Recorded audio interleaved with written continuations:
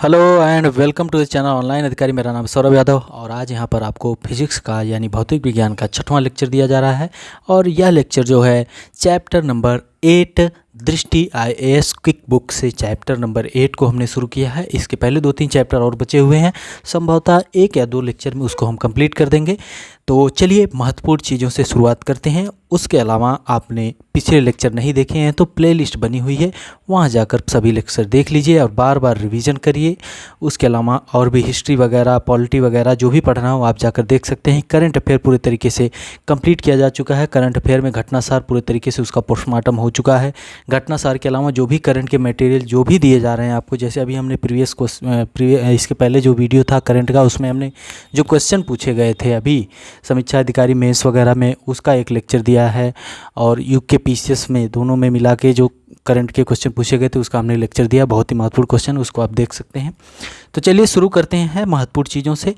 Einstein ने 1905 में प्रकाशित प्रथम शोध पत्र में प्रकाश के क्वांटा सिद्धांत, जिसे फोटॉन कहा जाता है, की धारणा प्रस्तुत की और प्रकाश विद्युत प्रभाव के उस लक्षण की व्याख्या की जिसे प्रकाश का तरंग सिद्धांत नहीं समझा जा सका था, जो अभी तक नहीं समझा जा सका था। 1905 में आइंस्टाइन ने उसे अपने शोध में प्रकाशित किया। जब इन्होंने प्रकाशित किया तो उसके बाद एक थे मिल्कन नाम के व्यक्ति थे, मिल्कन, जिन्होंने कहा कि आइंस्टीन को हम वो असत्य साबित कर देंगे कि इनका जो इन्होंने प्रकाशित किया ये सत्य नहीं है, असत्य। लेकिन अंत में असत्यापित करने के स्थान पर उसकी सत्यता ही स्थापित कर सके मिल्कन। लेकिन मिल्कन के इस कार्य के लिए इनको भी नोबेल पुरस्कार 1923 में दिया गया, मिल्कन को। ये महत्वपूर्ण चीज़ है, याद रखिएगा। सैद्धांतिक भौतिकी में योगदान तथा प्रकाश विद्युत प्रभाव के अपने कार्य के लिए आइंस्टाइन को 1921 में भौतिकी का नोबेल पुरस्कार दिया गया। ओके, चलिए ठीक है, यहाँ तक बहुत ही महत्वपूर्ण चीज़ें हैं। ठीक है, क्वेश्चन पूछे गए हैं, कई बार पूछे गए हैं। ओके, चलिए अब यहाँ पर एक चीज़ है जो महत्वपूर्ण चीज़ है, जैसे फोटोसेल क्या है। फोटोसेल क्या है? प्रकाश विद्युत प्रभाव पर आधारित ऐसी युक्ति जो प्रकाश ऊर्जा को वैद्युत ऊर्जा में बदल देती है। प्रकाश ऊर्जा को किस में बदल देती है? विद्युत ऊर्जा में बदल देती है। यही है, क्या है? फोटोसेल। ये अर्धचालक होते हैं जो प्रकाश संसूचक की तरह कार्य करते हैं, लाइट डिटेक्टर की तरह ये कार्य करते हैं। कौन? फोटोसेल। ठीक है, कुछ केमिस्ट्री के पार्ट भी फिजिक्स में दिए गए हैं तो उसको हम देखते हैं और ये बहुत ही महत्वपूर्ण है। यहाँ से क्वेश्चन पूछे जाते हैं। पिछली बार बिहार में पूछा गया था, उसके पहले यूपी PCS में पूछा गया था, उसके पहले यूपी SSSC के किसी एग्ज़ाम में पूछा गया था। तो चलिए देखते हैं, बहुत ही महत्वपूर्ण है, ध्यान से एकदम सुनिएगा। परमाणु क्या होते हैं? एटम क्या है?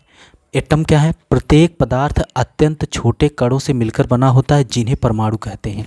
प्रत्येक पदार्थ जो है अत्यंत छोटे कणों से मिलकर बना होता है, जिन्हें क्या कहते हैं? परमाणु कहते हैं, एटम कहते हैं।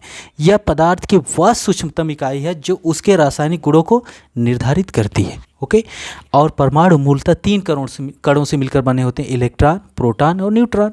याद रखिएगा, 3 कणों से, इलेक्ट्रॉन, प्रोटॉन और न्यूट्रॉन से मिलकर बने होते हैं। इलेक्ट्रॉन क्या है?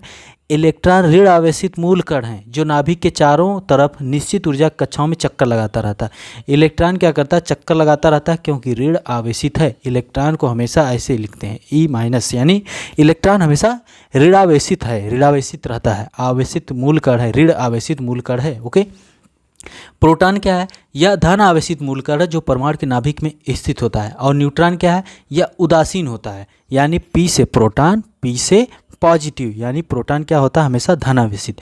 न्यूट्रॉन क्या है? यह उदासीन होता है, न्यूट्रॉन उदासीन रहता है। इसको गर्मी चल रही है, सर्दी पड़ रही है, इससे कोई मतलब नहीं है, उदासीन रहता है, ना तो पॉजिटिव है ना तो निगेटिव है। ये याद रखिएगा। क्यों हम बता रहे हैं? क्योंकि यहाँ से स्टेटमेंट बनते हैं किसी भी क्वेश्चन में, जैसे आप असिस्टेंट कमांडेंट हो या फिर UPSC का एग्ज़ाम, UPSC में तो अब ये सब चीज़ें नहीं पूछी जाती हैं, पूछ भी सकते हैं, उसमें स्टेटमेंट में ये सब चीज़ें रखी जा सकती हैं। ओके, वैसे असिस्टेंट कमांडेंट में ये पूछा जाता है क्योंकि साइंस पर ज़्यादा फोकस रहता है। आप असिस्टेंट कमांडेंट का फॉर्म भरना चाहते हैं तो अभी भर लीजिए, अभी उसकी डेट 10 तक है, शायद 10 मई तक। ओके, नाभिक क्या है? प्रत्येक परमाणु में इसके सभी प्रोटॉन और न्यूट्रॉन अत्यंत घनीभूत एवं सूक्ष्म क्षेत्र में स्थित रहते हैं, जिसे परमाणु का नाभिक कहते हैं। प्रत्येक परमाणु में इसके सभी प्रोटॉन और न्यूट्रॉन अत्यंत घनीभूत एवं सूक्ष्म क्षेत्र में स्थित रहते हैं, जिसे परमाणु का नाभिक कहते हैं। क्योंकि परमाणु के सभी प्रोटॉन, सभी न्यूट्रॉन एक साथ नाभिक में होते हैं, इसलिए नाभिक धनावेशित होता है और परमाणु का समस्त द्रव्यमान धारण करता है। तो नाभिक जो धनावेशित होता है, क्योंकि वहाँ पर क्या है, धनावेशित यानी पॉजिटिव होता है, क्योंकि वहाँ पर प्रोटॉन होता है और न्यूट्रॉन होता है। न्यूट्रॉन तो उदासीन होता है, तो उसका कोई मतलब नहीं, इसलिए धनावेशित होता है। नाभिक हमेशा क्या होता है, धन आवेशित होता है। इलेक्ट्रॉन जो निगेटिव होता है, ऋण आवेशित होता है, वो चक्कर लगाता रहता है। ओके, चलिए आगे बढ़ते हैं। ये यहाँ से स्टेटमेंट बन सकते हैं, इसीलिए बता रहे हैं, तो ध्यान से सुनते रहिए। अब देखिए यहाँ पे क्या है, परमाणु क्रमांक या परमाणु संख्या क्या होती है, एटॉमिक नंबर क्या है। परमाणु क्रमांक या परमाणु संख्या क्या है, किसी परमाणु के नाभिक में उपस्थित प्रोटॉनों की संख्या को उसका परमाणु क्रमांक कहते हैं। किसी परमाणु के नाभिक में उपस्थित प्रोटॉनों की संख्या को उसका परमाणु क्रमांक कहते हैं। प्रोटॉनों की संख्या को परमाणु क्रमांक कहते हैं या परमाणु संख्या कहते हैं। याद रखिएगा, इसे जेड से प्रदर्शित करते हैं। किसी परमाणु के नाभिक में उपस्थित प्रोटॉनों की संख्या, प से प्रोटॉन, प से परमाणु, याद रखिएगा, बहुत महत्वपूर्ण है। प्रोटॉनों की संख्या को ही परमाणु क्रमांक कहते हैं। ओके, परमाणु में प्रोटॉनों की संख्या के बराबर ही इलेक्ट्रॉन भी होते हैं। परमाणु में प्रोटॉनों की संख्या के बराबर ही इलेक्ट्रॉन भी होते हैं। अतः किसी परमाणु में उपस्थित इलेक्ट्रॉनों की संख्या परमाणु क्रमांक पर निर्भर होती है। तो जितने प्रोटॉन होते हैं उतने ही क्या होते हैं, इलेक्ट्रॉन भी होते हैं। याद रखिएगा, ठीक है। परमाणु उपस्थित इलेक्ट्रॉन ही उसके रासायनिक गुणों को निर्धारित करते हैं। अतः परमाणु क्रमांक के आधार पर तत्वों को आवर्त सारणी में रखते हैं। ठीक है, चलिए आगे। न्यूट्रॉन संख्या। न्यूट्रॉन संख्या मतलब जितने न्यूट्रॉन होते हैं वही न्यूट्रॉन संख्या होती है। अब बात करते हैं द्रव्यमान संख्या यानी मास नंबर। मास नंबर क्या है, परमाणु के नाभिक में उपस्थित प्रोटॉनों और न्यूट्रॉनों की कुल संख्या को द्रव्यमान संख्या कहते हैं। मतलब द्रव्यमान संख्या बराबर परमाणु क्रमांक प्लस न्यूट्रॉन संख्या। परमाणु क्रमांक क्या है, प्रोटॉन की संख्या, न्यूट्रॉन संख्या बाकी न्यूट्रॉन संख्या। ठीक है, तो प्रोटॉन प्लस न्यूट्रॉन यानी इनको जोड़ देंगे तो क्या मिल जाता है, हमें द्रव्यमान संख्या मिल जाता है। और ऐसे ही क्वेश्चन पूछे जाते हैं। कहीं पर न्यूट्रॉन दिया होगा तो पूछेंगे द्रव्यमान संख्या है, कहीं पर प्रोटॉन दिया होगा, न्यूट्रॉन दिया होगा, पूछेंगे द्रव्यमान संख्या क्या है। ऐसे ही क्वेश्चन पूछा जाता है। तो याद रखिए चीज़ें। तो हमने कई चीज़ें देखी यहाँ पर। हमने नाभिक के बारे में देखा, हमने एटम के बारे में, परमाणु के बारे में देखा, परमाणु क्रमांक देखा, न्यूट्रॉन संख्या और द्रव्यमान संख्या। याद रखिएगा, द्रव्यमान संख्या बराबर क्या होता है, प्रोटॉनों की संख्या यानी परमाणु क्रमांक प्लस न्यूट्रॉनों की संख्या। ओके, ठीक है, आगे बढ़ते हैं।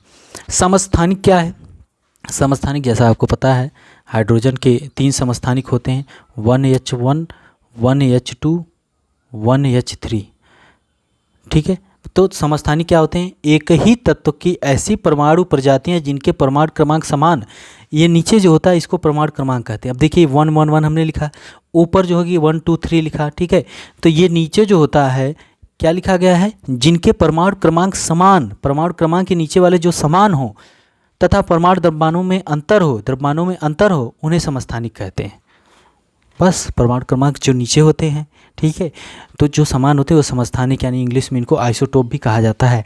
लेकिन यहीं पर समभारिक की बात होती है, आइसोबार की बात होती है। समभारिक जब बोलते हैं तो यहाँ पर द्रव्यमान संख्या समान हो, मान लीजिए ये भी 1 1 हो, ये 1 2 3 हो, जब द्रव्यमान संख्या समान होती है तो वो समभारिक होते हैं। समस्थानिक में परमाणु क्रमांक समान होते हैं। अभी के अभी तुरंत याद कर लीजिए। ओके, समस्थानिक का परमाणु क्रमांक एक ही होता था, इनको आवर्त सारणी में। ठीक है, उदाहरण हाइड्रोजन के 3 समस्थानिक हैं। ये भी क्वेश्चन बन सकता है, हाइड्रोजन के कौन कौन समस्थानिक है, हाइड्रोजन, ड्यूटेरियम और ट्राइटियम है। ट्राइटियम, ठीक है, 3 समस्थानिक है हाइड्रोजन के, हाइड्रोजन, ड्यूटेरियम, ट्राइटियम। अब ट्राइटियम नाभिक अस्थायी होने के कारण प्रकृति में नहीं पाए जाते और कृत्रिम विधियों द्वारा प्रयोगशालाओं में निर्मित किए जाते हैं। याद रखिए, ट्राइटियम नाभिक अस्थायी होने के कारण प्रकृति में नहीं पाए जाते और कृत्रिम विधियों द्वारा प्रयोगशालाओं में निर्मित किए जाते हैं। ओके, ठीक है, चलिए अब आगे बढ़ते हैं। हम बात करेंगे रेडियो एक्टिविटी या रेडियो एक्टिविता के बारे में पढ़ेंगे। रेडियो एक्टिविता मतलब कि अल्फ़ा किरणें, बीटा किरणें, जो गामा किरणें निकलती हैं। रेडियो एक्टिविता जैसे इस बुक में थोड़ा सही चीज़ें नहीं दी गई हैं रेडियो एक्टिविता के बारे में, तो देखते हैं। चलिए, रेडियो सक्रियता एक नाभिकीय परिघटना है जिसमें अस्थायी नाभिक क्षयित होते हैं। मतलब अस्थायी नाभिक होते हैं जो क्षयित होते हैं, जहाँ से अल्फ़ा बीटा गामा किरणें निकलती हैं अस्थायित्व प्राप्त करने के लिए। ओके, रेडियो एक्टिविता की खोज H बैकरेल ने 1896 में की थी। किसने की थी, बैकरेल ने इसकी खोज की थी। किसकी, रेडियो एक्टिविता की खोज बैकरेल ने की थी। कहीं कहीं पर पी क्यूरी और एम क्यूरी का भी नाम आता है। ठीक है, पी क्यूरी और एम क्यूरी का नाम आता है। ओके, और इसके कुछ नियम भी हैं, इस बुक पे नहीं दिया गया है नियम, लेकिन हम आपको बताते हैं। जब अल्फ़ा किरणें जब निकलती हैं किसी नाभिक से, याद रखिएगा, बहुत ही महत्वपूर्ण है, जिसको एक नियम भी कहते हैं। क्वेश्चन पूछा जाता है, असिस्टेंट कमांडेंट का पेपर हमने देखा था पिछला वाला, तो उसमें पूछा गया था, जब किसी नाभिक से अल्फा किरणें निकलती हैं तो परमाणु संख्या में 2 इकाई तथा द्रव्यमान संख्या में 4 इकाई की कमी होती है। परमाणु संख्या इनके नीचे जो होती है इसमें 2 इकाई की कमी होती है और द्रव्यमान संख्या में 4 इकाई की कमी होती है। मान लीजिए यह है 92 यूरेनियम 235 है, तो क्या होगा, एक अल्फा किरण निकलने से क्या होगा, ये 90 यूरेनियम 231 हो जाएगा। 90 यूरेनियम 231 परमाणु क्रमांक, मतलब जब अल्फा किरणें निकलती हैं तो क्या होता है, परमाणु क्रमांक में 2 इकाई की कमी, 2 की कमी होती है। 92 था तो ये 90 हो गया, और द्रव्यमान संख्या में 4 की कमी होती है, 235 था 231 हो गया। यही है अल्फा किरणों के निकलने से। फिर से देखिएगा, जब किसी नाभिक से अल्फा किरणें निकलती हैं तो क्या होता है कि परमाणु क्रमांक में 2 इकाई की कमी होती है और द्रव्यमान संख्या में 4 इकाई की कमी होती है। ठीक है, अब हम अगला देखते हैं। अगला क्या, अल्फा निकल रहा है तो ये बात हुई। अब बीटा जब निकलते हैं, बीटा किरणें निकलती हैं, तो एक बीटा किरणें निकलने से क्या होता है, एक बीटा किरणें निकलने से 92 यूरेनियम 235 अगर है तो एक बीटा अगर निकल रहा है, एक बीटा किरण निकल रही तो क्या होता है कि ये एक वृद्धि हो जाती है परमाणु क्रमांक में, और ये जो द्रव्यमान संख्या है इसमें कोई परिवर्तन नहीं होता है। यानी 92 यूरेनियम 235 में से ये हो जाएगा 93 यूरेनियम 235। ओके, एक की वृद्धि होती है, बस यही। ओके, और तीसरा, जब गामा किरणें निकलती हैं तो कोई भी परिवर्तन नहीं होता है। और इसी नियम को क्या कहते हैं, इसी नियम को कहते हैं सोडी-फाजन का नियम कहते हैं, वर्ग विस्थापन नियम भी बोलते हैं इसको। ये क्वेश्चन पूछा जाता है, वर्ग विस्थापन नियम भी इसको बोलते हैं, वर्ग विस्थापन नियम, और सोडी-फाजन का नियम भी बोलते हैं इसको, सोडी-फाजन का नियम भी कहते हैं। ठीक है, याद रखिएगा ये चीज़ें, बहुत ही महत्वपूर्ण चीज़ें थी। चलिए आगे बढ़ते हैं। नाभिकीय विखंडन की बात हो रही है, नाभिकीय ऊर्जा, नाभिकीय विखंडन की बात हो रही है। नाभिकीय विखंडन भी 2 प्रकार से होता है। किस प्रकार से, 2 प्रकार से होता है। नाभिकीय विखंडन होता है, एक नाभिकीय संलयन होता है। जैसे यूरेनियम वगैरह जो न्यूक्लियर पावर प्लांट होते हैं वहाँ पर क्या होता है, नाभिकीय विखंडन क्रिया कराई जाती है। कंट्रोल्ड चेन रिएक्शन, नियंत्रित श्रृंखला अभिक्रिया के द्वारा क्या किया जाता है, बिजली उत्पन्न होती है।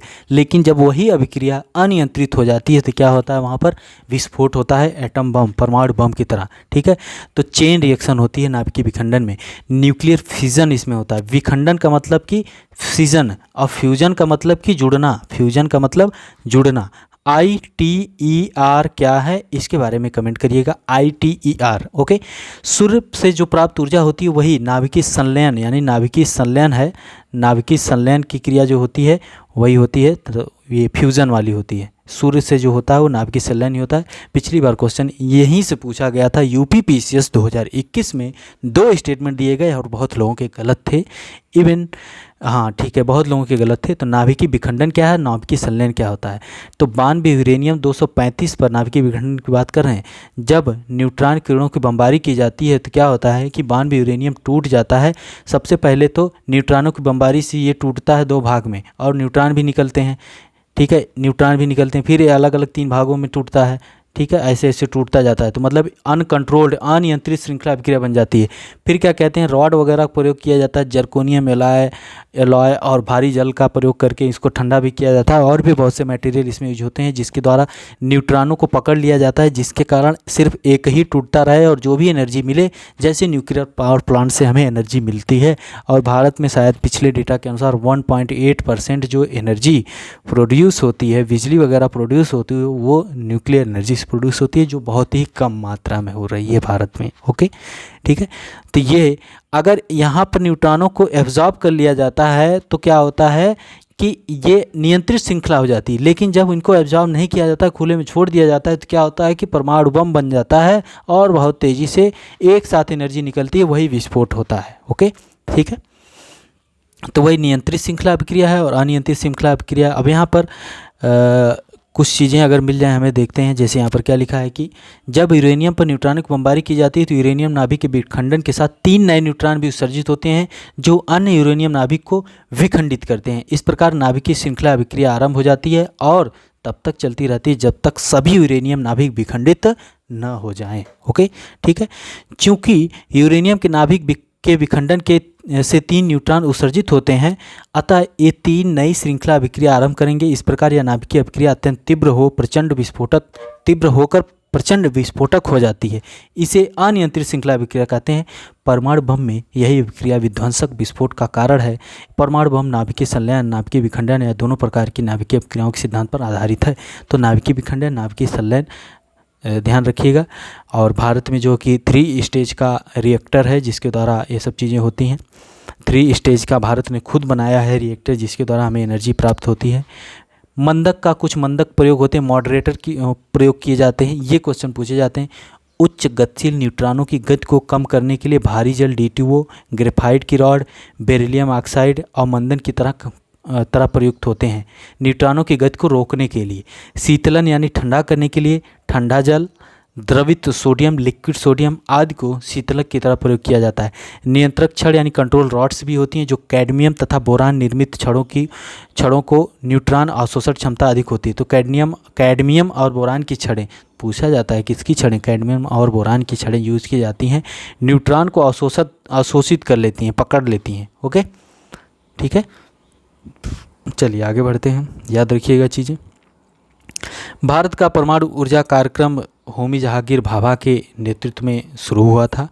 प्रथम नाभिकीय रिएक्टर अप्सरा नाम था उसका, 1956 से कार्य करना प्रारंभ किया था। ओके, 1960 में कनाडा इंडिया रिएक्टर स्थापित किया गया जिसका नाम साइरस था। Canada India reactor CI, Canada India reactor स्थापित किया गया था और इसमें ईंधन के रूप में प्राकृतिक नेचुरल यूरेनियम तथा मंदक के लिए भारी जल का प्रयोग किया गया था।